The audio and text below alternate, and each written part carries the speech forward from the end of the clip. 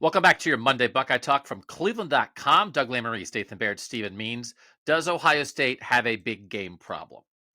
If you have not listened to our Friday podcast, that was a Buckeye Talk Retalkables about the 2020 Ohio State Clemson semifinal, I would listen to that because that certainly is informing our discussion here, because that's an example of a big win in a big game in the Ryan Day era.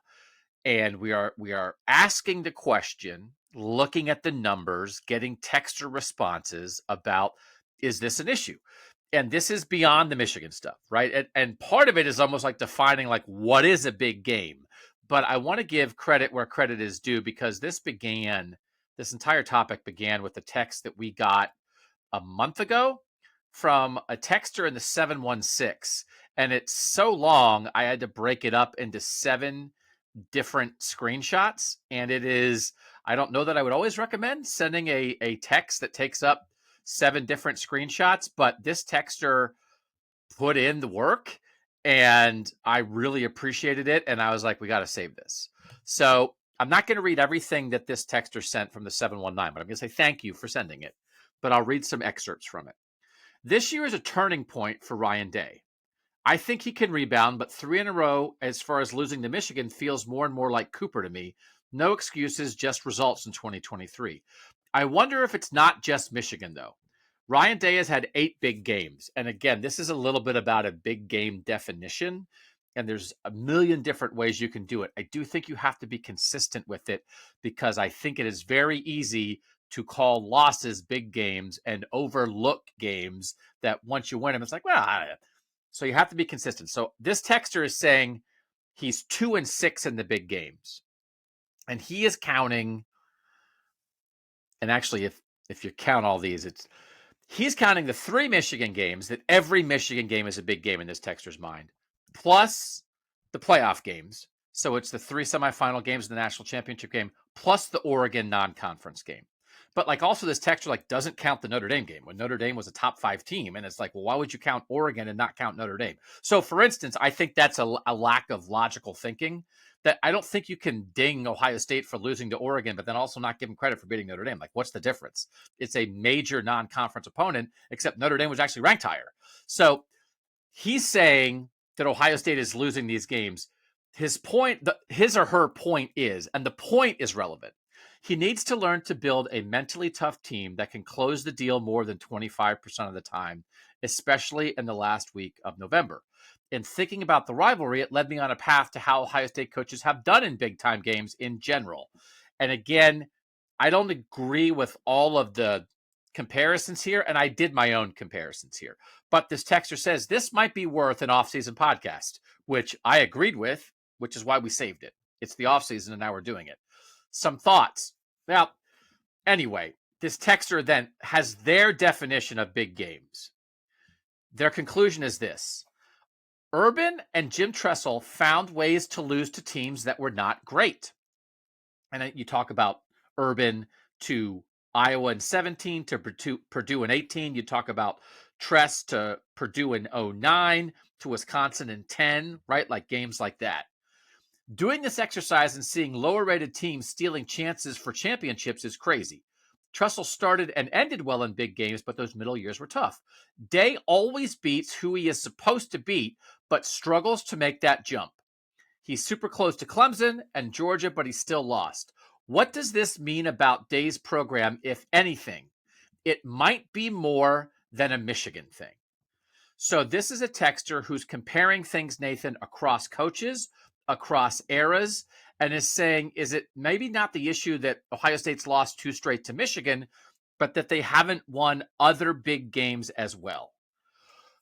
So, trying to lay this out. The first question I asked to the texters is, generally speaking, do you think Ohio State has had a problem winning big games in the 4 years under Ryan Day? It's just yes or no, Nathan. What percent of the texters do you think said yes, there's a big game problem under Ryan Day?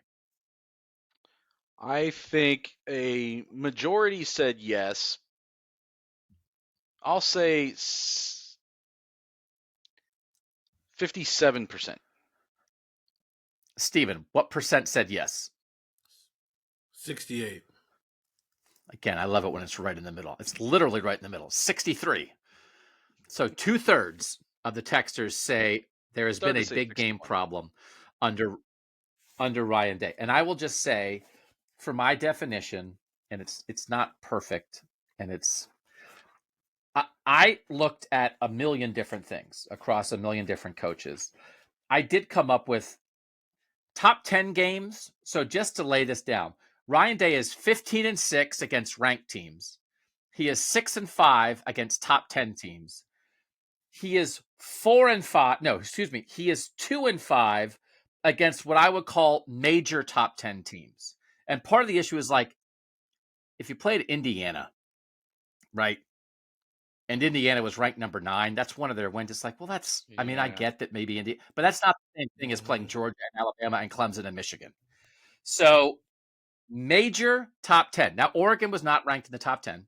And also, by the way, like it's like, is Oregon a big game loss or is Oregon closer to an upset?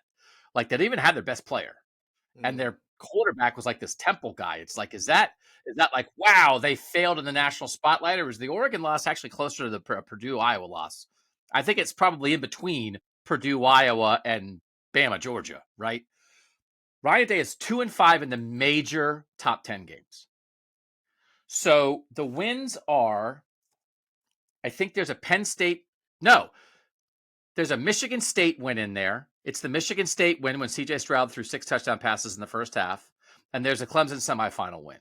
And then the losses are the 2 Michigan losses, the Clemson semifinal loss in 19, the Alabama loss in the national championship game in 2020, and the Georgia loss last year. So that's 5. It's like you get to 5 real quick. But there's also a part of you can be like, all right, well, I don't know. Clemson, Alabama in the national title game, 2 Michigan teams that both made the playoff, and the national champ. All 5 of those teams are playoff teams, right? But also, it is a lot of losses. So 2/3 of the people, Nathan, think Ohio State has a big game problem. Nathan, do you think it? I think it's definitely a fair question to ask because even when you take those 5 games, and I was kind of parsing it this way, do you, even if you feel that there's a difference between losing and getting beat, you lose the Georgia game last year by 1 point. You lose to Clemson in 2019 because things got weird. You throw the pick at the end in the end zone when you have a chance. Like, you're right there on the cusp. You could have won both of those games. But then that means there's still 3 games out of those 5 that you had no chance of winning. Or not that you had no chance of winning, but that you weren't really that close to winning. Certainly the Alabama game. And then even the last 2, Michigan had pulled away and won those more convincingly. So I think it's easy to look at maybe the Georgia Clemson game and say, hey, it's the playoff. You're playing the best teams in the country. It's a zero-sum proposition. Can't win all those. But the fact that now that there's 3 in that other category, it's still a small sample size relative. And the fact that he has 6 losses and they're all to ranked teams and 5 of them are top 5, is that what you said? Yeah, yeah. So I mean that says something. I think fans would be more concerned if they were losing to the unranked teams, especially if they were losing to them in addition. But But I got actually, would they? Like, I don't know actually, because like, is it a well, fluke or is it a trend? Like, what would you be no, more worried about? but I'm saying, but you have to remember there are there are examples there where they lost games to top 5 teams that they would not have played if they had lost to an unranked team in the regular season, and we have evidence of that in past Ohio State seasons. Those are the losses that keep you out of the playoffs. So you don't even lose to Clemson in 2019. You don't lose to Georgia last year. You know what I'm saying? So I think that it's a fair question to ask. I think it's definitely. I don't know that I would say that Ryan Day has a big game problem, but I would say he needs a big game answer and that it needs to come this season because Michigan's going to be a big game. And then what do you do off of that, assuming you win that? I think it's bad. I don't think it's as bad as you can sometimes convince yourself it is. It's almost like, the first couple of days of having a common cold and you're laying around and being all extra dramatic because you can only breathe out of one nostril and you think the world is coming to an end and this is how it ends for me in bed, week like this. And then like you get to the end of it, it's like, all right, relax.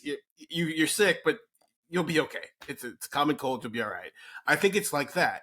because for me, when I was defining big game, I would throw pretty much any non-conference game unless we get to the actual year it gets played and that team is like falling off a cliff. Like TCU, I don't know if that game ended up being what you probably thought it was going to be when it first got scheduled, but for the most part, like even the Oregon game last year in 2021, I thought I would classify that as a pretty big game because we were all looking forward to it. Penn State game, anytime a team plays you that tough for that many years in a row, I qualify a Penn State game as a big game. And then obviously Michigan, and then any playoff game is a big game. For me, I think it's a problem because it doesn't feel as if there's as much versatility in who he's beating in these big games. Like he hasn't lost to Penn State yet, but he's lost to Michigan twice. The playoff games that is what it is, but you've lost more of those games than you've won at this point, and what in the small sample size you have. And then in the non-conference, Ohio State has just had a history of losing non-conference games at home. That's not a day problem. That was just like something that Urban Meyer struggled with that. Oklahoma came in here and Baker Mayfield planted a flag. So this is an issue that surpasses just him. So I think more about those games of losing non-conference games at homes, which is why Notre Dame was such a big deal that they finally got over the top, even if it was ugly. But for me, it's always been about, okay, you've proven you can beat Penn State, so can you start, beating some of these other teams in these big games that you do play? So you said top 5, top 10. I'll extend it out to top 15 games. So I have to even reset myself. I have so many pieces of yellow legal pad paper where I wrote a million different things down. Let's reset. Ryan Day, ranked games 15-6. Top 10 games 6-5. Okay. Major top 10 games 4-5. And in that, I am taking out beating number 9 Indiana in 2020. And I actually am taking out the Michigan State game against number 7 Michigan in 2021. So the 4 wins there are the 2019 Penn State game when Penn State was 8. The 2019 Big Ten Championship game when Wisconsin was 8. Mm-hmm. The Clemson game in 2020 when Clemson was 2. And the Notre Dame game in 2022 when Notre Dame was 5. Those are the 4 wins. I don't want to bog us down on this, but I think you could include 2019 Michigan there too, because it's the Michigan game, and it's his first Michigan game. And if you saw him after that game, you could tell what it meant to him to have won that game. That's fair. They were 13th, right? So do you draw lines or do you let it all be sort of the vibe you feel? If you're trying to compare across eras and across teams, you've got to draw some lines. And I have some comparisons here, but I don't disagree with that. And then top five games is where he's 2-5. So major top 10, 4-5, top 5, 2-5. Go ahead, Nathan. I was just going to say, just to finish that thought, I don't think I would draw any line for the Michigan game, because listen to how much consternation there is right now about having lost to Michigan when it's one of the best teams in the country. If you lose to them in a year where they're not one of the best teams in the country. But I disagree with that because much easier to beat Michigan when they suck. I don't want to give Tressel 10 wins, or he's 9-1 against Michigan. I don't want to say is the same way when he's beaten Brady Hoke and Rich Rodriguez. I would still say that 2019 one, I would put it on the list just because he was continuing the winning streak at that point. There was a lot of pressure on him to keep that going. Yeah, I would say good Michigan team. So that's part of the reason I said top 15, because I think top 15 is a decent Michigan enough Michigan team to make that a big game. Because then you can honestly feel like Michigan might win the game. But we don't want to bog down. It really isn't about where the line is drawn. It's that you have to draw the line consistently. So again, I love what this texter has led us into. You can't count the Oregon loss and not count the Notre Dame win. You can't. Mm-hmm. It's just nonsensical. And so, but I also, wherever you draw the line, it's like a good Michigan team. What does that mean? Is it top 5? Is it top 10? Is it top 15? Just wherever you draw the line, make sure you're consistent. So everybody can decide on their own big game things. And again, big game to me, Steven, I'm basically with you. I was it's not every non-conference game though, because they played Miami, Florida in a non-conference game when Miami wasn't good anymore. They played Washington. That's not the same thing. But I was going okay, I think Michigan when they're good, Penn State when they're good, Bama, Georgia, Clemson, if they ever played Florida State now, Notre Dame, USC, Oregon, Texas, Oklahoma. I think like that's, when they played TCU in 2018, I know TCU just made the national title game, but I don't know. TCU on a neutral site, like I don't want to discount it. By the way, Ryan Day was the head coach in that game. I don't want to discount it, but it's also not exactly the same as playing Georgia, Alabama, or a really good Michigan team. So anyway, my only advice would be, however you view it, be consistent with it. But the bottom line is they've lost more than they've won in those games. And like, is there something like to find there? So then I asked, like, going forward, Stephen, okay, we know what happened. How do you feel about it now? However you define it, are you worried that winning big games will be a problem for the Buckeyes for the next few years? I said, here are the choices. Yes, very worried. I think they are lacking something in big games. Yes, a little worried. No, not that worried. I think they'll be fine. Or no, not at all worried. I'm sure they'll win a lot of big games going forward. Stephen, what do you think won? Yes, very worried. Yes, a little worried. No, not that worried. No, not worried at all. I think a little worried probably won right now, but I do think that if we did this exact same pod a year from now, this has a chance to go way up to not worried at all just because of what the schedule is this year, or drop down to the most dramatic answer. Because they're going to play Notre Dame on the road. They're going to play Wisconsin on the road. Yep. Penn State's probably going to be pretty good. They're going to get Michigan and Ann Arbor.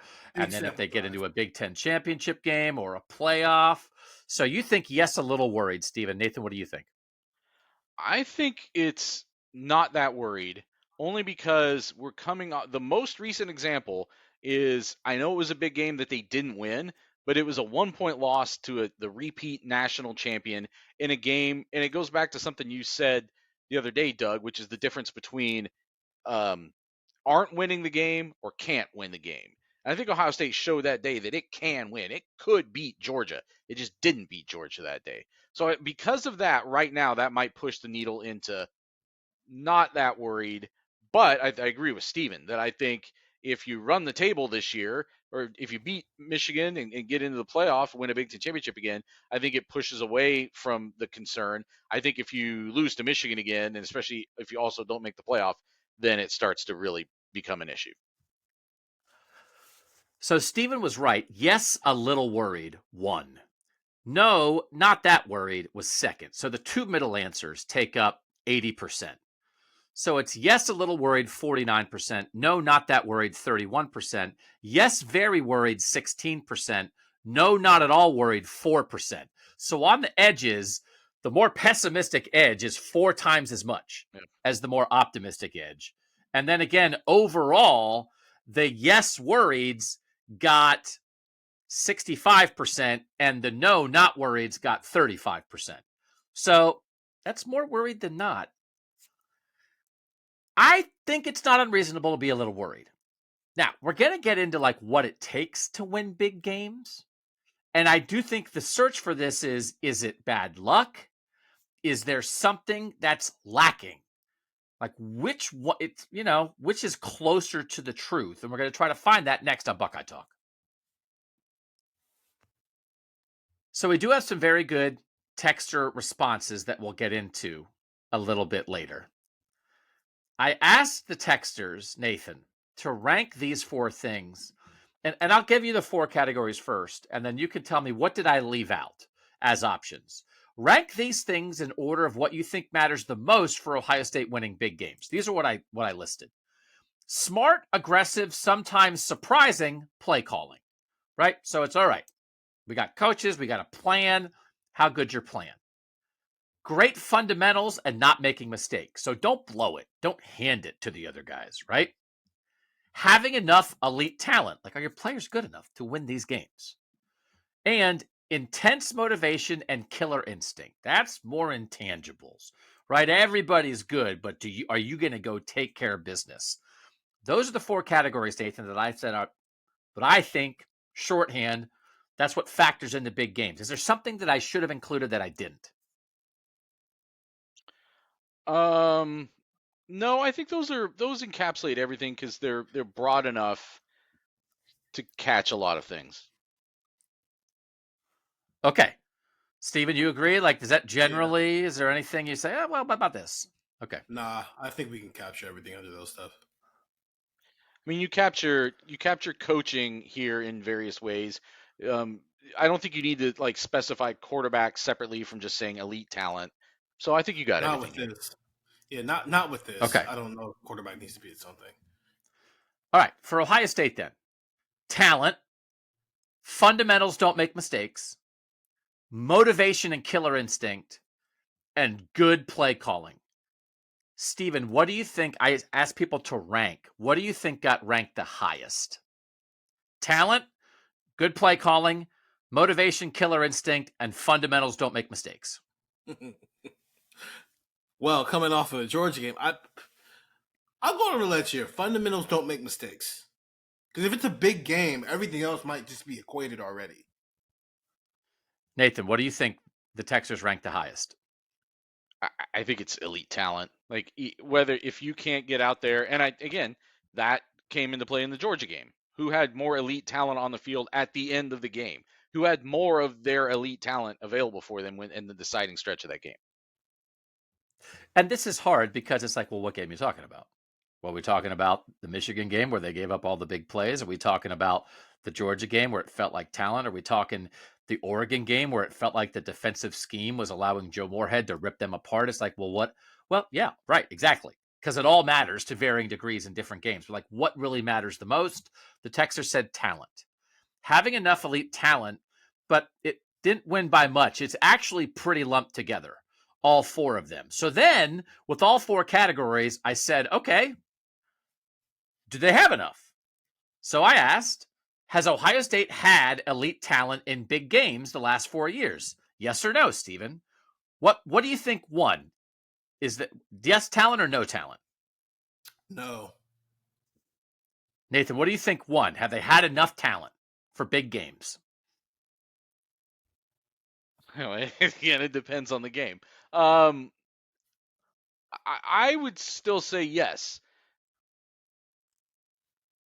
No, hold on. I think no. I don't agree. I don't think it depends on the game. I think the reason for the no, depends on the game because the context behind it of like could be the difference between we didn't have enough talent because they kicked our player out the game for targeting versus we didn't have enough talent because everybody was on the sideline hurt versus we just like weren't good enough because our defense is not very good. Well, but I think that's it's hard because there's been enough circumstances here where you can point at the targeting, you can point at the COVID stuff against Alabama, you can point at the guys who were out at the end of the Georgia game, as you said, Nathan. There have for a bunch of these losses, and listen, injuries and ejections are all part of the game. James Skalski got ejected from the 2020 Ohio State Clemson game, and that hurt Clemson. But I think generally people took it more as like, is the roster good enough, Nathan, when people answered this? Well, but I mean, like 29, yeah, exactly. And because like 2019 Clemson, like where would Sean Wade have ranked on the list of elite talent for Ohio State in that game? Like, was he in the top 10? He was very, very good. I've talked a lot about how good he was that year, but Justin Fields, Chase Young, J.K. Dobbins, you know what I mean? So they still had their most elite players in that game. COVID did hurt them in 2020, but they had their most elite players for most of that run as well. And last year they had the elite talent at the start of the game. So they showed up for that game with the elite talent. So I really don't think, again, when you start to compare this, especially to the rest of college football, like you wouldn't even be in the playoff for those games if you didn't have elite talent.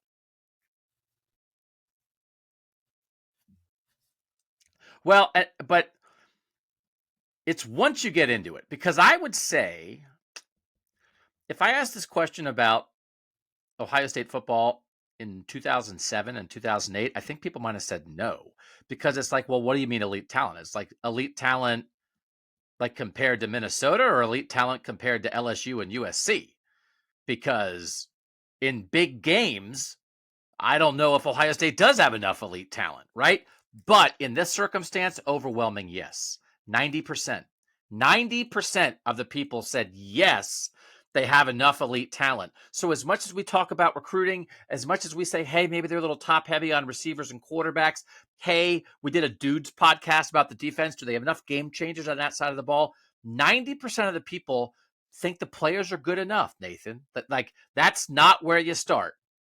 We aren't bemoaning, oh man, well, if the linebackers played better, if the offensive line played better, that's not where they go. They think the players are good enough. That generally a correct vibe, do you think? And listen, it's hard when you're talking about the SEC and you're talking about the Georgia machine and you're talking about Saban to be like, oh yeah, no, we got enough talent for that. But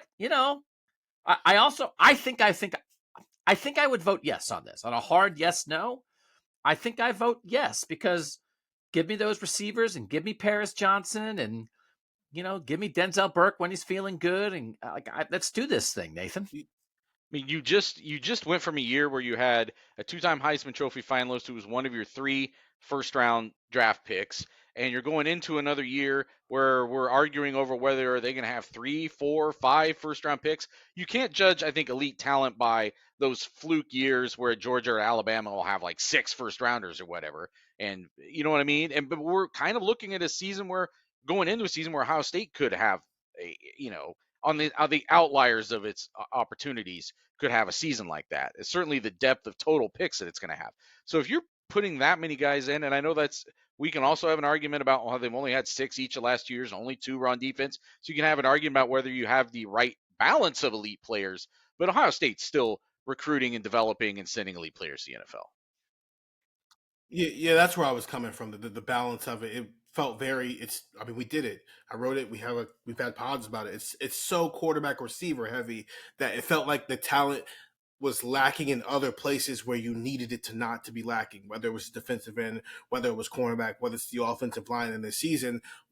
Because we're doing a big game podcast, we're talking about that caliber of team. We are talking about the Alabamas and the Georgias of the world and the USC.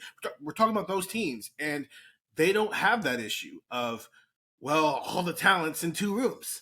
No, their talent is everywhere. Ohio State took the field for its most important possessions in that Georgia game, where it had the best receiver in the country who had already missed a whole year sitting on the sideline. No, we know. We've stated all that a bunch of times. That's hard. I agree with you, Stephen, but it's also hard to express that of like, well, they have it, but it's hurt, right? Yeah. I think when fans think about a question like this, it's more about like, are they recruiting at a high enough level? So you can't ignore the injuries. You can't. And we've all said that we think they win that game if they're healthier at the end. But I think that answer probably leads us to no, we think they had enough guys. They just were in a medical tent or in the hospital or home with their foot in a brace, right? Because you could, if you start right there, Stephen, if you start with nope, not enough talent, it's hard to go anywhere else. It Fair. almost ends the discussion, which again, I think a lot of Ohio State fans would agree. A little bit the rise, that 2008 Ohio State recruiting class that was so many 5-stars, Terrell Pryor and Mike Adams and JB Shugarts and Mike Brewster and DeVere Posey and all these guys is fueled by feeling like in the 06 and 07 title games at the highest level, you're a little short.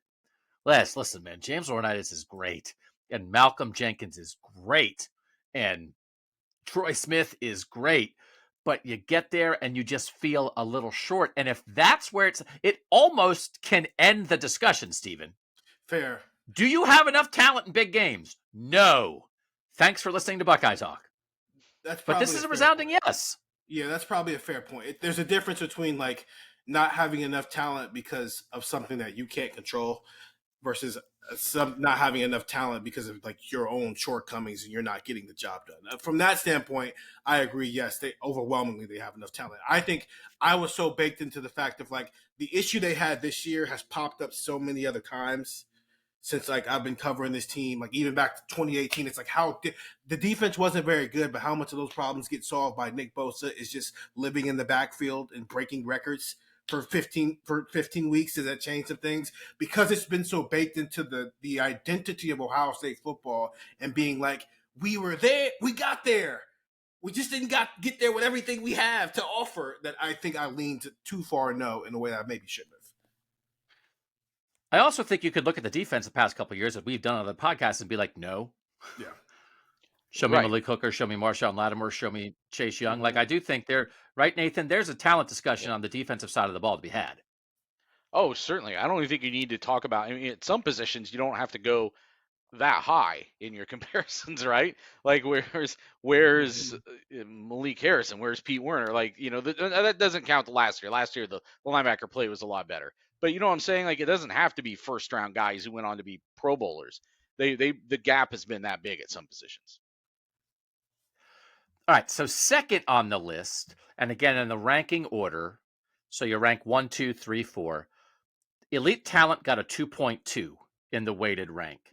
Not far behind it at 2.36 was great fundamentals and not making mistakes. So I asked, has Ohio State had great fundamentals and not made mistakes in big games the last 4 years? Nathan, do you think yes or no won that question? So much of that depends on, because the one thing I guess you could have put on here was just luck, but that's a harder thing to have people like rank, I suppose. But it's like, was Sean Wade getting ejected bad luck or was it bad fundamentals? I would argue it's bad fundamentals, and that's why people don't like me very much. But I would still argue it.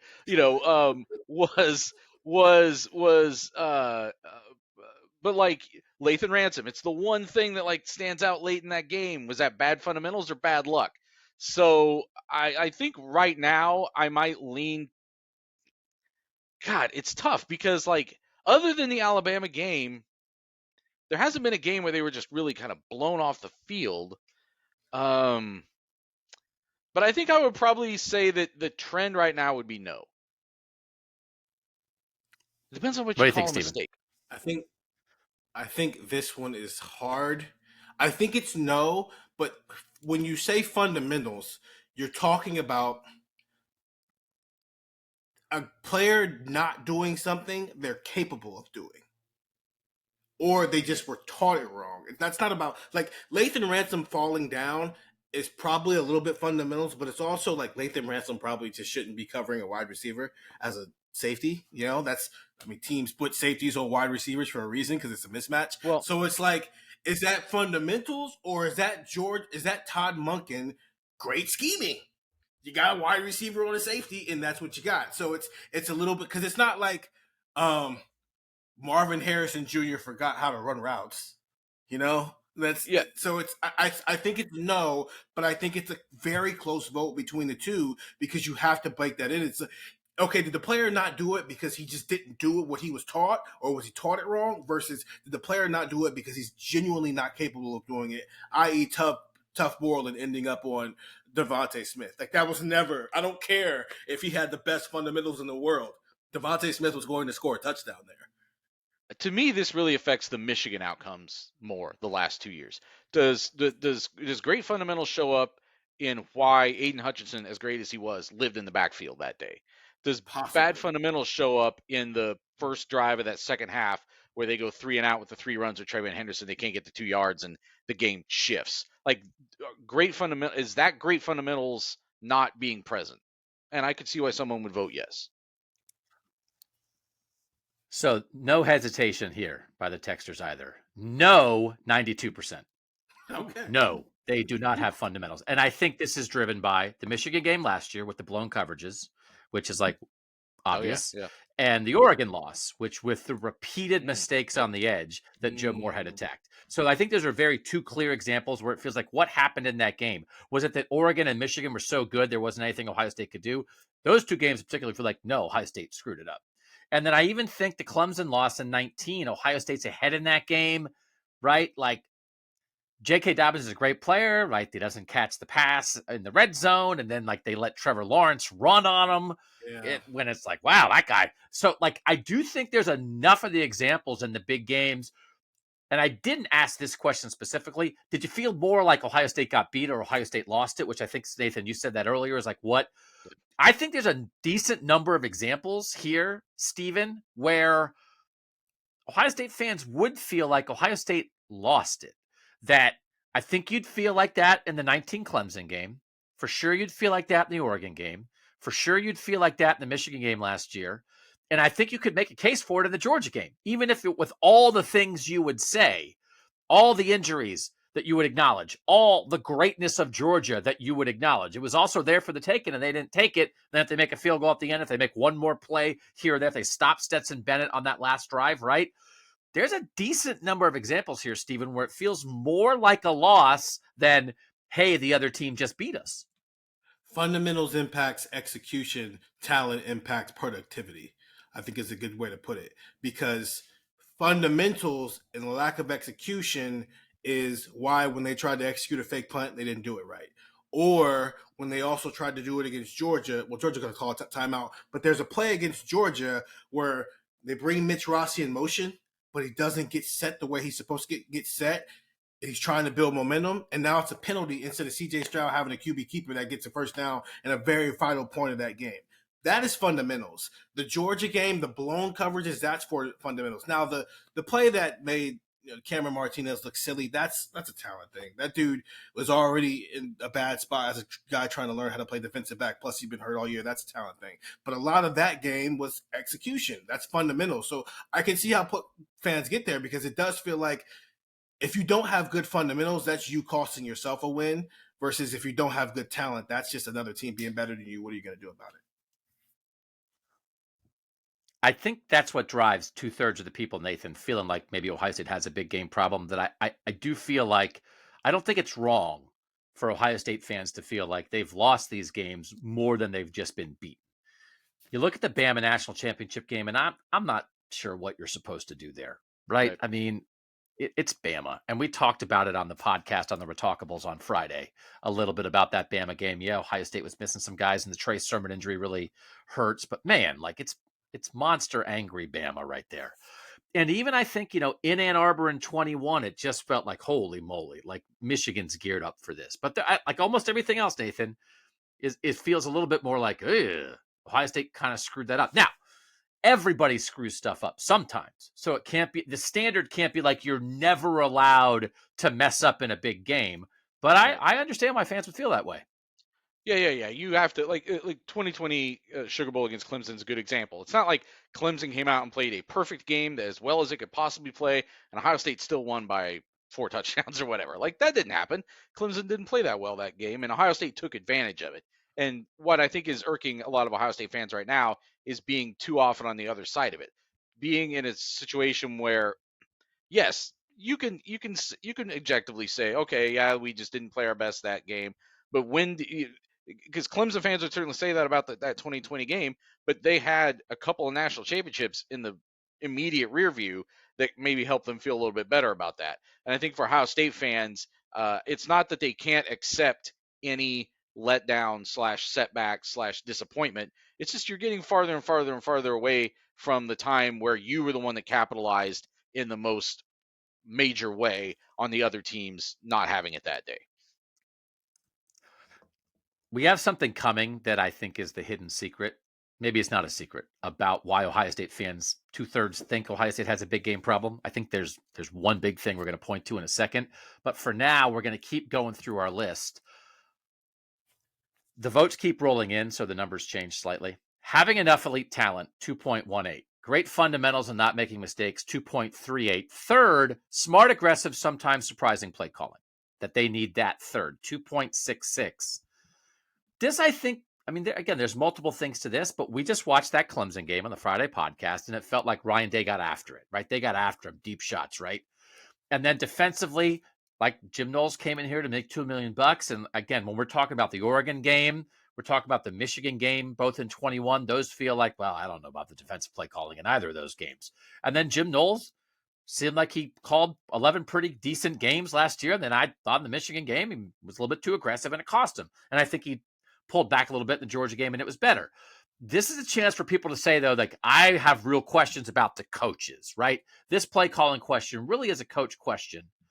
Has Ohio State had smart, aggressive, sometimes surprising play calling in big games the last 4 years? This one's tough. I won't make you guys guess. It's 54% yes, 46% no. And I will say, Nathan, I thought maybe there was an opportunity for fans to be a little more disappointed in the play calling in some of these games. The fact that yes won, I think, is actually like a good sign, because again, there have been times when you actually absolutely would say great, and I think there would be times when you would say, I don't know about that. Well, I mean, again, you're coming off of a game where you just scored 41 points. So it's hard to kind of say you need to be more aggressive offensively. We can parse that, I suppose. They had points that they left on the field in that game, but you know what I'm saying there. And then on defense, I think what maybe is catching people up, like how aggressive do you want them to be? Like aggressive / smart is a tricky standard because there were a couple of times this year where Jim Knowles called something aggressive and it didn't look smart because a player didn't finish the play. And so they're still trying to find the balance, I think, between I still am maybe on the side of like, if that's your identity and that's who you are as Jim Knowles, then Ohio State can recruit the best talent in the country, and then you've just got to coach them up to live up to your aggressive standard. That should still work in my brain in the long term. So I think that's still being sort of processed as throughout the fan base right now. Yeah, 1 year Jim Knowles might not be the biggest sample size yet to let us know about that. I think we'll see more how he maybe, adapts to some of that stuff or doesn't adapt. Maybe he just, doubles down on some of that stuff. I think this is solely a Ryan Day question. I think it's solely a Ryan Day versus Michigan question, because we just did a whole pod on the Clemson game, and how it felt like Ryan Day was in his bag. Ryan Day was in his bag in the 2019 game. Ryan Day he was in his bag against Georgia. It was just kudos to Georgia. Great game. You won.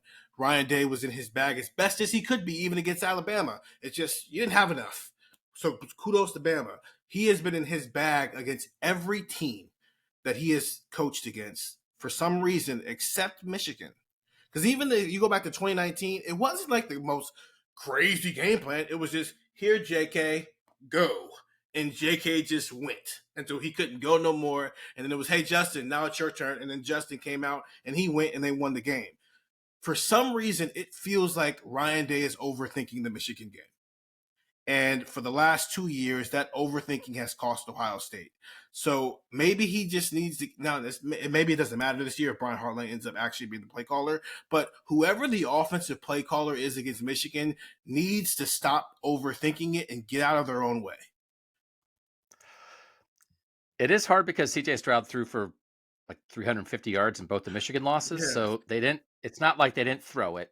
But I think we can point to instances, and we can point to Nathan Baird's 3 points in the second half last year. And it's like, well, yards are great. We can point to Kevin Wilson. Yards are great. Did you win? Did you win? Did you score enough? So I think that's probably right. And I think it's a little bit tied to what finished last in this category, in this vote, which was intense motivation and killer instinct. But it was 2.77. So it was very close to the play calling.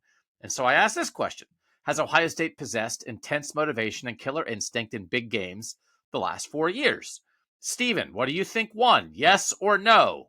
Motivation and killer instinct. I think maybe no, which is hard because I don't even know how you get that killer instinct thing. To me is always weird because how are we really gauging that? Nathan, what do you think won? I think they would say no, only because they think were certainly better than Michigan last year. They have questions about whether they should have also beat them in 2021. They have lost games to teams that they think that they are just more talented than. So then what's the deciding factor there? What's missing? This can be results based. It's like if you lose, you don't have killer instinct and you weren't motivated. Right. And if you win, you were motivated and you do have killer instinct. So, yeah. So like what does that really mean? Is that actually why you lost? But this is overwhelming. 85% no. So it's overwhelming no on motivation and killer instinct and no on fundamentals. Overwhelming yes on talent and then pretty split on play calling. So now we're trying to find out, well, why do fans think they're not doing it? It's mostly killer instinct, motivation, and making mistakes. And I think I agree with that. And I do think I think the Clemson 19 game is tough because Clemson's really good in 19, right? And so is Ohio State. And Ohio State comes out and plays much better in the first half and like doesn't get it done. So that's a pretty good game for a first-year head coach and a first-year starting quarterback that weren't tested all that much during the regular season. And this is still sort of like the peak Clemson monster. And Trevor Lawrence won the national championship as a freshman in 2018. And like, what are we doing here? But they didn't put him away. They didn't. Like, they were ahead and they lost. And then I think, like, as much as I've talked about, I think last year against Michigan is an intangibles loss. And then for all the things that we noted in the Georgia game, they were ahead and they lost. And this will lead us into the thing that I think is the secret part of this discussion. I think I agree with the no here, and I think I agree with the 85% no, but I don't know that I think it's impossible for them to be better at that. I do think, Steven, and you said it about the play calling, I think I think last year against Michigan, they were a little in their own heads. And if that's the thing that's driving this, okay, I don't think it's over. I don't think it means they can't get it back. But I do think there's an intangible thing there that they're not quite hitting on to play their toughest, rivalryist, let's go to the mat kind of game. But I actually do think they kind of did that against Georgia. I thought they were ready to go against Georgia. And again, that's why these two are kind of linked, because I think the killer instinct motivation, sometimes the play calling can lead that or can give players confidence or give a team confidence, like we're going for the kill here. Or I think if a coach feels that his team is like, let's go, maybe he'll be more aggressive. So I think they are linked, Steven, and I think it's okay that fans think it's been lacking. I wonder if Ryan Day's anxiousness when it comes to the Michigan game is actually not a good thing. Even if because he was very on his toes in 2019 before that game, and you could see like the stress leaving his body when they won that game because he knows how important that is as an outsider. And I wonder if that continues to stick with him. And he still has that anxiousness and that kind of like he's overstressed about it during that week in a way that has led to the last two results of like overthinking it because he's too far into his own head about it. And maybe that's part of the issue is he just needs to relax a little bit. I'm not saying relax and like don't take it seriously, but relax and just like do what you've been doing, because when you are relaxed and pretty confident, we get games like the Georgia game and we get games like the Clemson game and the Penn State games where it doesn't. I've never felt like in any of the other games he's coached, you could feel the stress coming off of him when we would talk to him on Tuesdays. And that's the only week where that was the case. And I only got Urban Meyer once as a cover guy, but you can go back and like look at all those press conferences. It never felt like Urban Meyer was like stressed. It felt like he was an intense human being, but stressed and intense are not the same thing. And that's killer instinct a little bit, right? How do you approach it? How is it like impacting you leading up to it when you're trying to brace for it and all that stuff? And so if you want to say that's where the killer instinct is lacking, I agree with that one. I more push back when it's the idea of the killer instinct where it feels like people use it as a way to say somebody's not as competitive as they need to be. And I wouldn't say that Ryan Day isn't ultra competitive. I've actually seen that guy in off seasons be like super competitive about stuff that you probably shouldn't be overly competitive about. But the overthinking the Michigan game aspect, that can chop at somebody's killer instinct, because instead of thinking about killing, you're thinking about not getting killed, which typically gets you killed. Buckeye talk. I thought his remarks coming out of the Michigan game this year, or maybe more to the point going into the Georgia game, where he was talking about we're not gonna play tight, we're gonna play loose, I thought, as we said at the time, I thought was a message to himself as much as it was a message to anyone that could have possibly heard that. But I think I agree with Steven that was great for that circumstance because you kind of had nothing to lose. You weren't even supposed to be in the playoff. You backed in. The testament will be how loose do they play going into that Michigan game this fall. Did that potentially crack a code? It's like, hey, coach, possibly. How should we feel? But remember how you felt going into Georgia? Feel like that. That's how you should feel for every big game. For Michigan, yeah, it's our rival. It's the most important game. But we're going to go in and swing, Nathan, and we're going to let it rip.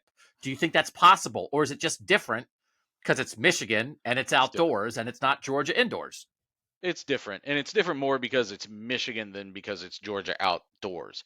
Now I disagree with you in some of the conversations we've had before about, because I think it starts to fold in on itself a little bit. Like, oh, do they need to do a bunch of new special things to address that game specifically, or are they too much in their heads already about that game specifically? And that's a hard thing for me to unfold right now. But I think that in terms of Ryan Day's headspace, I think Steven might be onto something.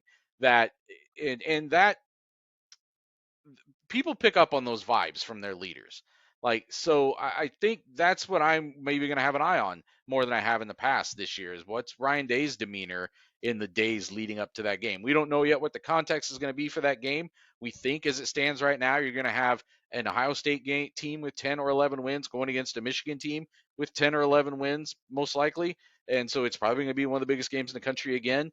A safe bet right now. But I think that I will be curious. Did he learn something from that? Because I almost wonder if they beat, it wouldn't have lined up this way, but if you beat Michigan and then you're playing Georgia the next game, is that where the tightness kicks in? I don't know. Did they learn something, or was it just, again, because they had nothing to lose in a lot of ways in that Georgia game and everything to win? And that won't be the case when they play Michigan this year under any circumstances. It's going to be a weird thing trying to figure out a way to ask Ryan Day, hey, were you nervous before the Michigan games? Because if you just ask him that straight out, he's going to be like, what? No, wasn't nervous. But he might have been. I don't think that it's different from the social aspect of it and the rivalry and the lead up and all that stuff that's happening. I think that's where it's different. But the 60 minutes on the field, when you're just talking X's and O's in football, I don't think that has to be different in rivalry games. Once the ball kicks off, now it's just football for the people who are on the field. For everybody else, it's a million different things, and it always will be. But once the ball kicks off, it's just football out there. I don't think that aspect of it has to change so much that it psychs you out the way that it feels like it psyched Ryan Day out really for 3 games, even if one of them still ended up in a win. Whatever happened, it's a discussion to me of, do your players play their best and do you coach your best in the biggest games? Whatever you do for the day, the week, the morning, the year before that game, in that game, were you at your best or not? And I think we would all look, right? We would all look at the Michigan game in 2022 and be like, no, that was not Ohio State at its best. And then I think you'd look at the Georgia game and say, yeah, that was Ohio State at its best. And then all the other stuff happened. But like, whatever that difference is, yes, the rivalry is different. But as you noted, Nathan, like Ryan Day talked about it. Like, he basically was saying before the Georgia game, let's not play like we did against Michigan. And let's not coach like we did against Michigan. Yep. So then, okay, what can you do to get your players to play and you to coach like you did against Georgia when it's against Michigan in Ann Arbor? Like, what can you do? And there are certain indoor, outdoor, Big Ten, national, you know each other so well, you only scout each other for a month, whatever, all those things. But there is something inside of you. And that, if they found something there, then okay. That would be something, because, you know, once you have like this Clemson game, right, that we talked about. Clemson 2020, that's it. Do that. Bama national title game. Hey man, it's angry Bama and a bunch of guys have COVID. But then you get to 21 and it's like, oh, this Oregon loss. And then, oh, the Michigan loss. And then, oh, another Michigan loss. And they hadn't had that feeling for a while. I think maybe they lost what it felt like. What does it feel like to go into your game and be in a place to play your best? And now they got it back again. They remember. These guys on this team should remember it. So I think that can be really valuable. Okay. I have some comparisons to other Ohio State coaches, and I have some comparisons to other teams. You may have to bear with me with my yellow legal pad, because sometimes I can't read my own handwriting. So there might be like a lot of, and so then Clemson, oh, no, wait. Okay, well, but I'll try to limit it or cut it out, and we'll do all that next on Buckeye Talk. Doug, Nathan, Steven, texters are involved here. We love when they are. This whole podcast, this whole idea stemmed from a texter. So, like, you're our producers. Thanks to this texter who went to this work. If you want to do work for us, do our jobs for us. We don't have a producer. If you want to do that, please send a resume through the text service to Buckeye 614-350-3315 if you want to sign up. I'm so grateful that we got onto this topic, because I do think, like, I don't want it to just be like, no, they just lost some games. What are you going to do? Which I think there's like a decent chunk of that to this.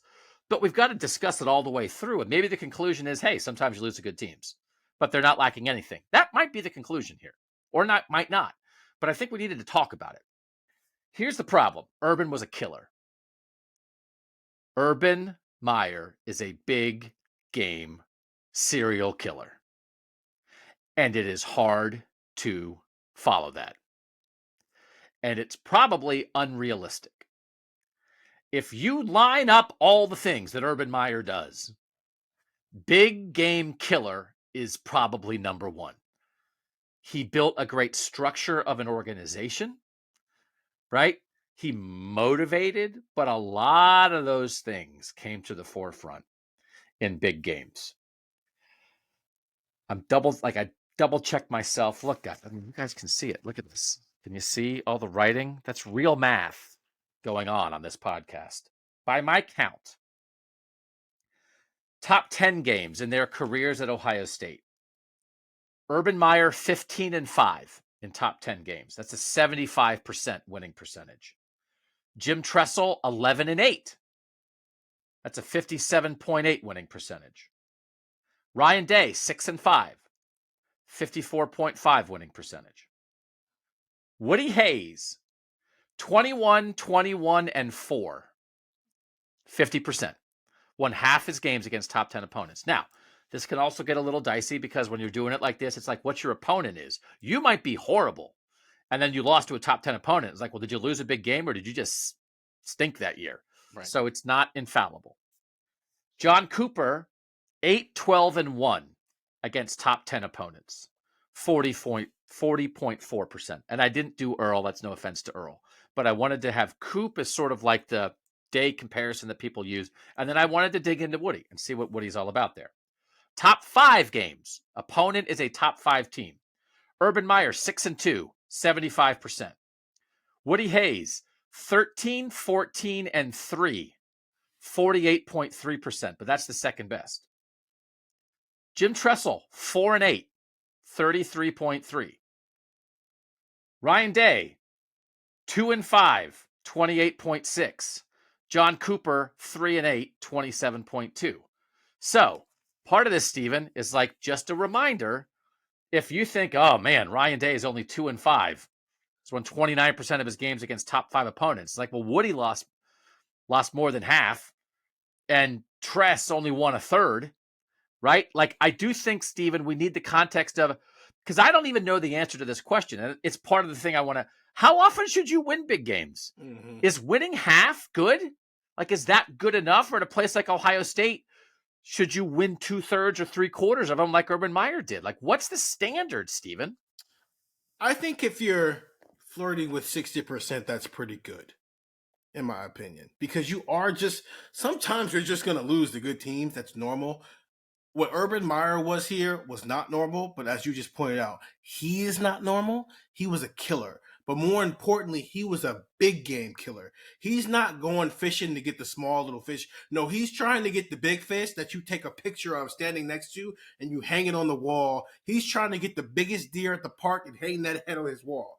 Now, the problem with that is when you are such a big game hunter like that, sometimes the small stuff can come up and get you.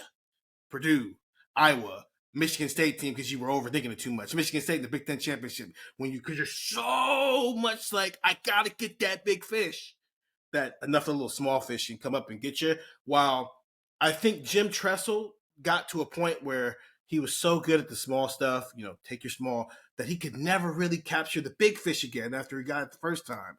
Woody's a whole different conversation. He was the coach for 30 million years, and it's going to go back and forth. Sometimes you're going to win, sometimes you're going to lose. Cooper, Earl Bruce had their own issues, but I think there is a level right under Urban Meyer that Day can get to, and I think that's where Nick Saban sits, where, like, he's a killer. I'm going to go get that big fish, but I'm not going to be so obsessive over the big fish that when, like, it allows the littler fish to come up and bite them. Because Alabama, it's not the little fish that come up and bite them. It's just sometimes Texas A&M had a good game. Sometimes Auburn had a good game. These decent but not elite teams just have a really good game one day. I think that's where Ryan Day should strive. I'm not saying he should try to go win 6 national titles. I'm saying that as far as his mindset, that's a good place to live where you get to focus on being a killer without it being your end-all be-all, and it's literally driving you crazy if you're not winning those games. Like, let's just, like, Urban Meyer 7-0 against Michigan. I think if he was 6-1 against Michigan, that one loss would still be eating at him right now. Oh, yeah, no, I'm sure that would be true.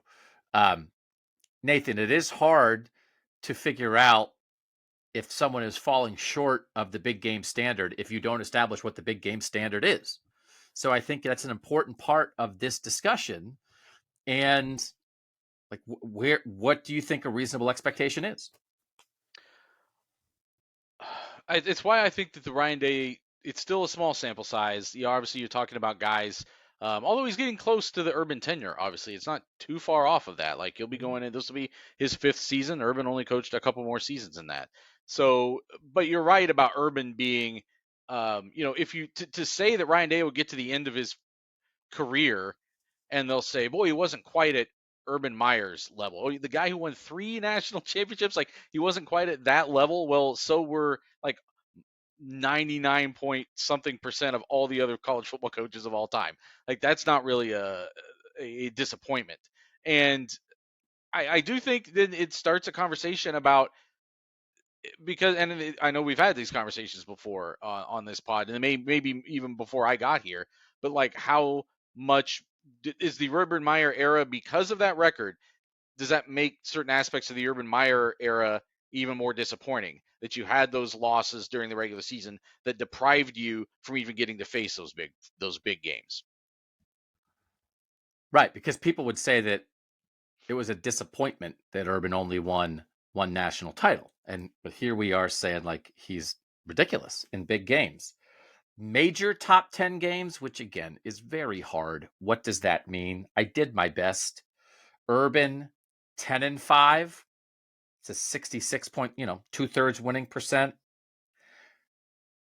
Woody 8-8-1. And for Woody, I basically made it Michigan games when Michigan was in the top 10 and Rose Bowls when the opponent was in the top 10. Because that felt like back then, that's all that was. So like, There's probably some like games against when Purdue was really good one year. Michigan State was really good one year. I didn't count that. It's just not quite the same as Michigan and Rose Bowl. And in all this stuff, I didn't count any bowl games if it was a bowl game where you didn't have a chance to win a national title. Because it's like, well, it's great, but it's still like the Utah bowl game. Utah's really good, whatever. Coop playing Florida State or whatever. Like, okay, I don't know. Ryan Day, 4-5, so 44.4%. John Cooper, 5-7-1, 42.3%, which is actually better than Tress. Tress is 5-8. And we covered this a bit on the old pod. There's this, on the one we did a couple days ago, there's this comparison to when, like, Tress hit the dip in 06, 07, 08, and 09. He was 3-6 against top 10 teams those years. And that was, they beat Texas and they beat Michigan. So after in 06, and then starting with the Florida loss, they were 1-6 against top 10 teams for the next 4 years, right? Which is like, and actually they were 0-6 for a stretch because the end of it's Oregon and the Rose Bowl. Between the Florida loss starts a stretch of 6 straight losses to top 10 teams. So that's, Ryan Day's not at that point yet, right? So all of this is to say, it's sort of what you guys have already mentioned. There's like, you can't match Urban as a big game killer. Like you almost can't. So I asked the question, rank these Ohio State coaches by who you would want coaching the Buckeyes the week of a big game against a tough major opponent. Urban, Tressel, Day. Only 3 choices. Urban Meyer, 1.19. That's almost a unanimous number 1. Jim Tressel, 2.39.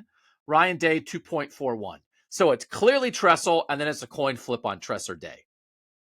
Like, pretty equal. Then I also asked, rank these Ohio State coaches by who you would want coaching the Buckeyes every other week of the year against lesser opponents and generally running the program. Who do you think won that, Steven? Day, Meyer, Tressel. Who won everything that's not a big game?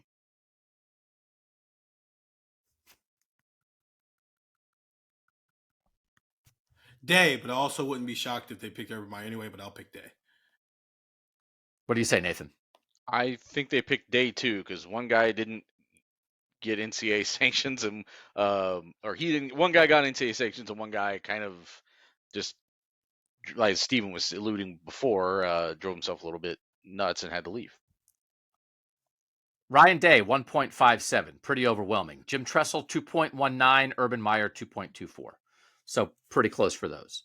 So you want Ryan Day 48 weeks out of the year, and you want Urban Meyer the other 4, right? Ryan Day on the streets, Urban Meyer in the sheets. Like, this is what we're talking about. This is what people want. You can't have that. You can't have that. So we have to try to find a way to evaluate everybody while acknowledging their strengths and their weaknesses, which is what I always say often come from the same place. The same thing that made Urban Meyer beat Alabama and destroy Michigan also, I think, helped him lose to Purdue and lose to Iowa and lose to Michigan State in the Big Ten championship game. The same thing that keeps Ryan Day on track, where they do not lose those games. They come out and do their business. And I think everybody feels pretty good about being an Ohio State fan and being part of the program. That also might mean Michigan week, you don't feel like you're living on a razor's edge. And it might somehow decrease slightly your chances of winning. Nathan, I don't want that to be the conclusion because I think most people listening to this could have told us that in 10 seconds instead of an hour and 10 minutes at the start of this podcast. Oh, wait, Urban and Ryan Day are different.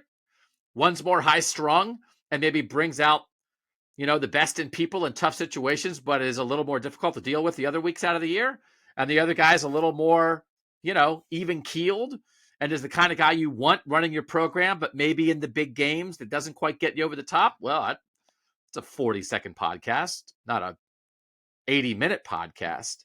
But how then should we try to evaluate a big game situation within this context, Nathan?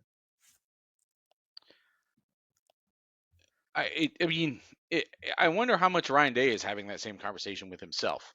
Like, is he internalizing any of that and saying, what is it that has allowed this program in so many of the other ways that Urban Meyer would have judged success, recruiting, sending guys to the NFL, winning all these regular season games? How have all those stayed on that same standard, and yet these other ones have slipped? And again, the Michigan games that Ryan Day has played are not equal to the Michigan games in their totality that Urban Meyer and Jim Tressel have played. That is a factor here. Again, that's where the small sample size can sort of throw things off a little bit. But I think that's where you start to see Ryan Day make some of the adjustments he's making as we speak, potentially backing off and loosening the reins a little bit on things like play calling. Does that allow him to go be a presence in the way that Urban Meyer was? And does that lead you to a different result in some of those games at the end of the year? Doug, was Urban Meyer ever calling plays during his time here? No. Okay. No.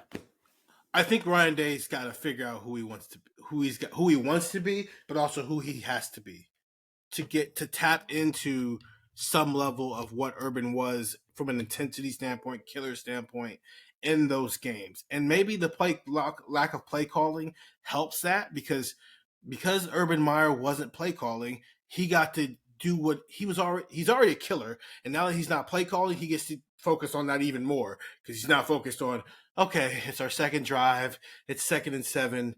What are the 4 options we have on the table on Saturday? So maybe some of that is how we have gotten to a point now where Ryan Day has thought about play calling. But I do think this offseason is a Ryan Day asking himself, what do I want to be, but also what do I have to be to maximize us in those games? Because clearly I don't have a problem winning the other 9 games where we can just show up most of the time.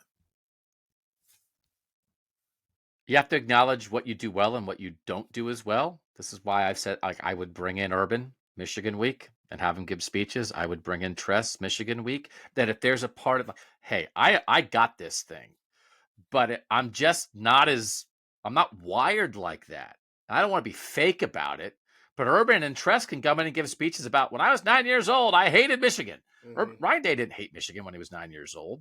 And it doesn't mean he can't be the head coach here. But if there's something, whatever it is, it might not even be that. Just I think you can lean on some stuff and you can try to you can accentuate, whatever. So he's giving up a little bit of what he does best. And I would also add where maybe it's not what he does best. So, Urban was a really smart offensive guy. But by the time he got to this point in his career, he was like, I'm hiring Tom Herman. I'm not worrying about that stuff. Urban is all motivation, all psychology all the time. Tom Herman calls the plays, man. And then, by the way, when Tom Herman left and they had Tim Beck and Ed Warner, they drove the offense off a cliff and they didn't repeat as national champions as a result. But if Urban Meyer had been calling the plays the whole time, if you're the play caller, your offensive coordinator can't leave. Maybe you win the national title in 2015. Or maybe you don't beat Bama in 2014 because Urban Meyer's a play caller and he's not a big game killer because he's not all focused on psychology and motivation. Accentuate and then find help, right? Where you don't do it quite as well. Also understand the standard. Ranked games where the opponent is ranked in the 4 years of the Ryan Day era. Did the best I could. Georgia, 19-4. Good luck comparing yourself to Georgia right now. 82.6%. Bama, 18-5, 78.2%. Good luck trying to match the best coach in college football history. Third among the big time teams that I did, Ohio State, 15-6, that's 71.4%. Fourth, Clemson is 10-5, 66.7, and Lincoln Riley as an entity unto himself, which is how you have to do it, 12-6, 66.7%. Utah, which by the way, Utah is like sneaky good on some stuff. I didn't know what to call Utah's major top 10 games. I had them at 4-0 because they beat USC twice last year and they beat Oregon twice the year before, and they never played anybody else that was on that level.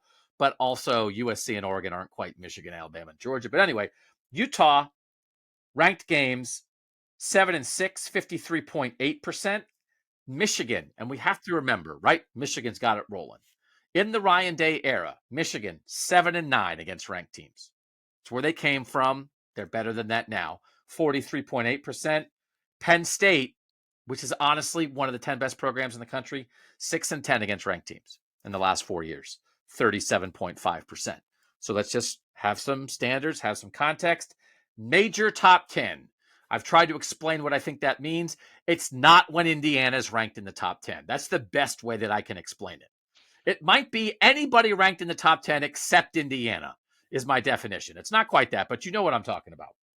Georgia, 9-4. Utah, 4-0. As I said, well, I don't know what to do with that. Bama, 6-4. Michigan and Ohio State, both 4-5. Clemson, 2-4. Penn State is 0-6 in the last 4 years in those games. That's why Penn State's not Ohio State and Michigan. And keep this in mind because Shahan and I on the College Football Survivor Show just did our coach rankings. And every time you do coach rankings, you end up in a Lincoln Riley, Ryan Day conversation. Ryan Day is 4-5 in major top 10 games in the last 4 years. Lincoln Riley is 1-1. So he's not getting a lot of wins, but he's also not getting losses hung around his neck because he's not playing the games. Right. Which is a little bit what you're talking about, Nathan. It's like, well, you earn the right to go lose to Georgia. You earn the right to blow a lead against Clemson in 2019. You earn the right for Nick Saban to take you out in the title game. And that's 3 losses. And all of a sudden it's like, oh man, I don't know if these guys could win big games. It's like, okay, would you rather Ryan Day be 1-1? What would you rather be? 1-1 or 4-5? I'd take more wins and more losses. I don't want to not be in the games. You want to be in the game.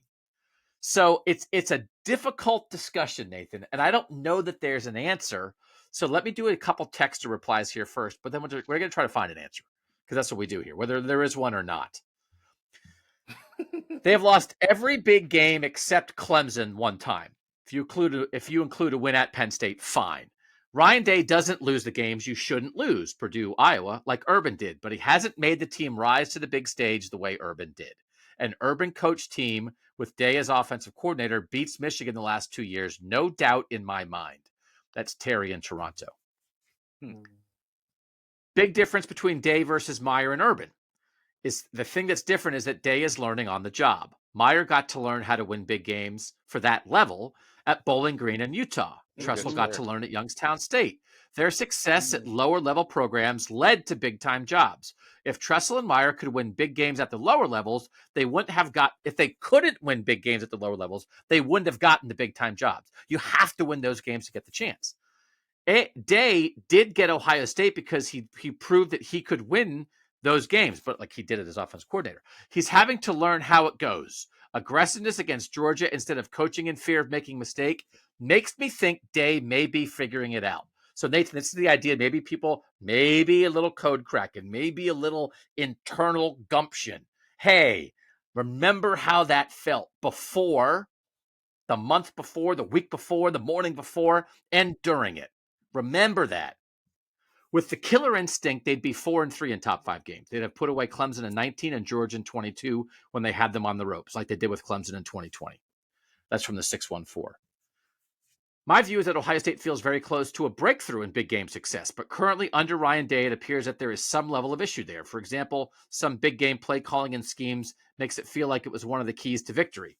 Others feel a bit unprepared. Like that's what we're talking about. We're asking blanket questions. Sometimes it felt like the scheme helped them win, and sometimes it felt like the scheme helped them not win. I think that's a good point by the texter. We realize that. I think it's difficult to compare Tressel to Meyer and Day. Tressel's style of offense wouldn't work in today's game. I'm not sure that Jim Tressel even knows what tight ends are and that they are eligible to catch passes. That's funny. I think overall Day has done well in big games. He's approximately 500 against top 10 teams, which is perfectly reasonable. His record against the top 5 could be better. But how different is this conversation if Noah Ruggles makes a field goal and the refs don't overturn an obvious fumble, scoop, and score against Clemson? Yes, I'm still mad about that. I'll always be mad about that. That Clemson game was 4 hours of Murphy's Law, and they still almost got it done. Those things are outside of his control. We should not fault him for those losses. If not for his bad luck in those 2 games, this entire conversation would be non-existent. I think he does have a Michigan problem. I agree with what you said on another pod that we lost to Michigan for football reasons in 21 and for intangibles in 22. Hopefully he's learned some hard lessons there. If the Georgia game is any indication, he has, but we won't know for sure until Thanksgiving. Nathan, you had mentioned luck in passing. It is a part of this, right? Well, yes. You make your own luck, all those sorts of things. That's where the fundamentals sometimes comes in. Because again, is Sean Wade bad luck? Is Sean Wade bad fundamentals? 2 sides of the same coin. But I think there is something to be said. This is why you can't have. It's why you have to keep getting there. It's why you've got to find a way to just get yourself in position. And that's, again, we're about to live in a different world once this 12-team playoff comes into effect. Because the more times you get there, then yes, you're going to occasionally have bad luck. You can't have bad luck every year. At some point, you'll have your breakthrough. I don't think we give enough credit today for the 2022 Penn State win in Happy Valley. The win didn't seem as big at the time with Penn State getting their doors blown off at Michigan, but by season's end, that might have been one of the best wins by any team in 2022. Yeah. That's Alex from Kentucky in the 513. That's a good point. That's why you have to be consistent with your logic here. So many good responses. I just can't get to everybody. From the 937, Ryan Day is 45-6 as a head coach. Losses: Oregon, Clemson, Bama, Michigan twice, Georgia. People don't look at Penn State as a great team because Penn State hasn't beaten Ohio State and Michigan. But that's a big win that doesn't get talked about enough. This is another person saying, don't forget the Penn State wins. Unlucky breaks cost us the Clemson game. Oregon, brand new young quarterback during a pandemic, and nobody was going to beat Bama. The Georgia game was right there. Michigan is the only time you can definitely say he was outcoached. We'll end it with this one from Alex and Cincy. Context. Ohio State plays well in big games. Clemson was a single missed read. Alabama was one of the best football teams of all time in a year that was strange. Georgia was a missed field goal, and Michigan is a rivalry. I am sure 30% of people will say that Ohio State does not play well in big games. It was actually 67. But I find it hard to say that they don't play well from a football standpoint. I know the numbers don't look good. 2-5 isn't great. But this isn't a football issue. These are games, save for Alabama, that were lost for other reasons. This isn't Jim Tressel getting trounced in national championship games. This is competitive football in which one team has to win and one team has to lose. Ohio State had Georgia on its heels, but somebody had to lose. The idea that Ohio State performs poorly in big games is playing wrong. Anyone watching the games could tell you that. Love you guys, Alex and Cincy. So, Steven, I do think there's a variety of thought in there. And again, as usual, I think that 67% that at the beginning said, yeah, there is a big game, 62%. I think I don't think it's a pounding the table, foaming at the mouth, how dare you lose these games. I think it's more like, man, we sure have had some things not go our way. Man, we were right there, and we're 2-5 in these games, the way Doug categorizes them. Man, I can't believe that. But I do think it's fixable. I don't even know if fixable is the right word. I do think they can have a better record in big games going forward. And I do think the Michigan game is different, but it's not totally different. And that's why I do think the lessons learned from the Georgia game can be applied, because it's about whatever you have to do to get yourself to play your best in that moment. And yes, the rivalry is always different, but I think maybe there's some things that they showed that they can use. But the problem is Michigan's still going to be good. Michigan's still going to be good. But as other people noted, Stephen, they have been competitive. It is not a doors blown off. It is not a 41-14 Florida game situation. It's not a 35-3 loss at USC in 2008. Those were the times when people were like, what are we doing? It's talent. It's not talent, people say. It's some of this other stuff, but I think they can get better at that, Stephen. Yeah, Ohio State's in a position right now. It's like, okay, how can we finish the job? And that's a good place to be in, unless, as we talked about on a pod earlier this week, you get to a point with a coach where it feels like he can't get over the hump. And I don't think we're there yet with Ryan Day whatsoever. I think the texter who brought up the fact that Ryan Day is now in year 5 of being a head coach, like literally, I don't think I factor that much into my thought process as much as I should, because it's a very valid point. Because in most cases, people in Day's position just got their second level job. You know, they just left Bowling Green with that resume and went to a lower level Power 5 school. And they're going to spend the next 2 years there maybe. And if they keep on this trajectory, then they get the big boy job. Out the gate, Ryan Day and also Lincoln Riley too. Their first, Kirby Smart, their first jobs were big boy jobs. And so immediately they're in the fishbowl and they have to figure things out on the fly. And as Nathan's brought up with Kirby Smart, it took him a while to figure it out, even down to like how to pick a quarterback. He picked the wrong quarterback, all because the quarterback he had before him got to the national championship game. You know, Lincoln Riley's still figuring out that, hey, there's another side of the ball that you have to go pay attention to and like stop rehiring Alex Grinch. Maybe he gets there, maybe he doesn't. But Ryan Day's in that same position of learning how to be a head coach, learning where should I have my hand, what parts of the wheel should I have my hand on more than other parts of the wheel? What are my strengths? What are my weaknesses? What needs more of my attention in this year versus what may need more of my attention in other years? When you're learning all that stuff while you're at Bowling Green, it's okay because you're probably going to go 8-4 at best anyway, but also you're learning big game stuff because we're not just like classifying big game as like top 5, top 10, top 15. Literally anybody who's a Power 5 school, even if they're like Bowling Green is playing Illinois, is a big game for that school. So like you get to learn all this stuff on the fly. So maybe it's something that 3 years from now we look back on and say Ryan Day's figured it out. He just needed a couple of years to figure it out because that's what happens when you become a head coach. He just needed some time. And if you just give him some time, he'll get to the point where maybe he's not winning every big game, but the Michigan problem solves itself. And then when you get on this stage and we do a pod like this and send out a survey, it's a resounding yes, because it feels like a coach who is now in year 7 of his head coaching tenure period has figured out how to be a head coach. Urban Meyer, in his first game as a 37-year-old head coach, took Bowling Green to Missouri and won, and a big game killer was born. I think it was birthed that day. Urban was like, and Urban tells stories about that Missouri game. It's like, we barely had enough guys to fill out the travel roster, and here we are, and they won. And so you think, okay, well, I'm going to get these guys ready for this, and then it works.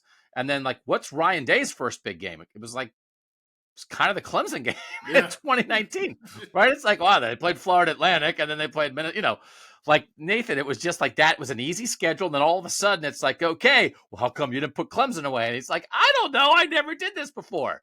So it is what it is. It's also one of those things. I think it's reasonable to have in the Ryan Day context. Also, Gene Smith hired him. He'd never coached a Right. day as a head coach anywhere in his whole life. So it's like, you're the Ohio State head coach. So yes, but, well, you're the Ohio State head coach. Figure it out now. We're not grading on a curve here. It's Ohio State. So in the end, I do think it's possible that they start winning more of these, Nathan, maybe just because it's the law of averages. But I also think it's possible that 5 years from now, when Ryan Day maybe has a little bit of a better record in games like this, he looks back and says things like, you know what, when I was a young coach in those big games, I didn't blank, blank, blank as much as I should have. I don't think he's a finished product. I don't think he gets an A+ in every one of these big games, even though there's other reasons for things that happened. I think there would be things that he would regret, things that he would change. And so I do think I think it's a really good point that the texter made. He's still learning, but also year 5. Okay. College is 4 years. Like, let's do this. It's the Urban Meyer So approach. The first 4 years are on us. Going forward, No, it's that's on true. you. It's like LeBron went to Miami and did his 4 years there. And you learn lessons and you get better.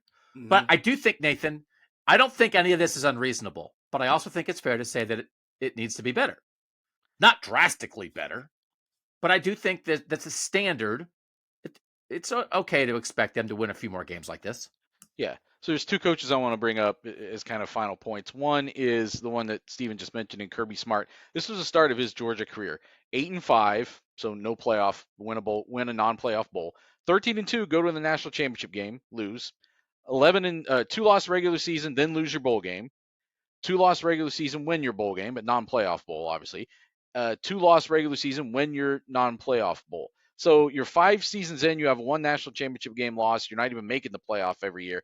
And then the year you finally do win the national championship, you still lost your big rivalry conference crossover with Alabama in the SEC championship game, and then had to beat them again in the national championship game.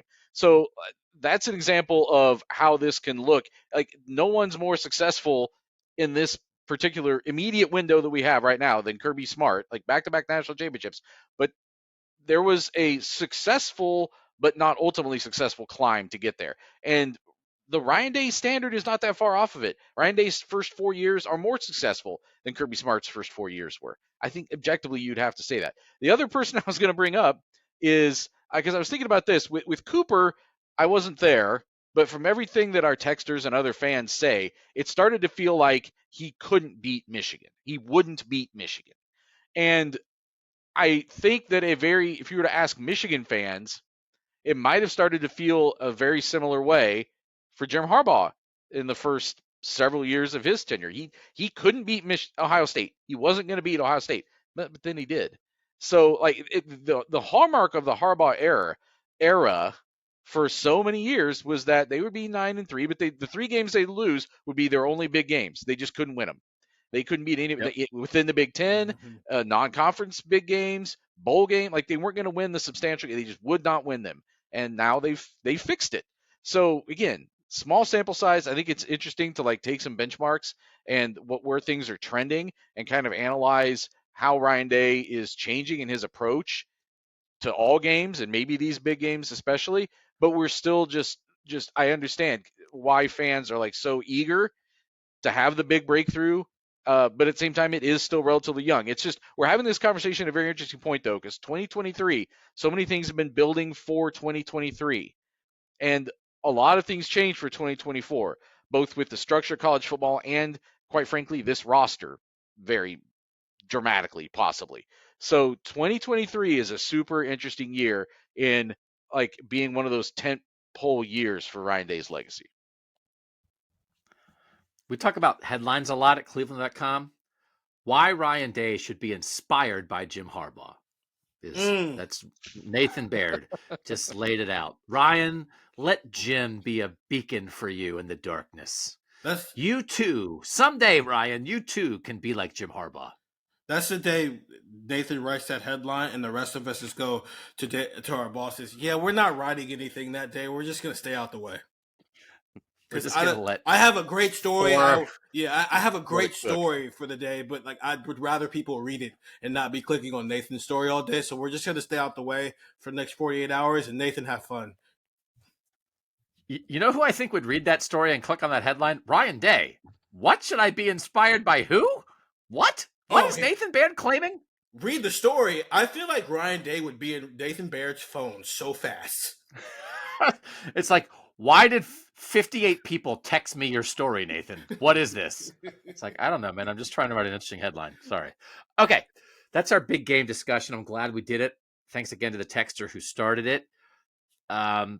We hit some like big picture stuff hard here. We got some rapid fire stuff coming. It's Michigan week. It is Michigan week as you listen to this, which means it is the halfway point between last year's Ohio State Michigan game and this year's Ohio State Michigan game.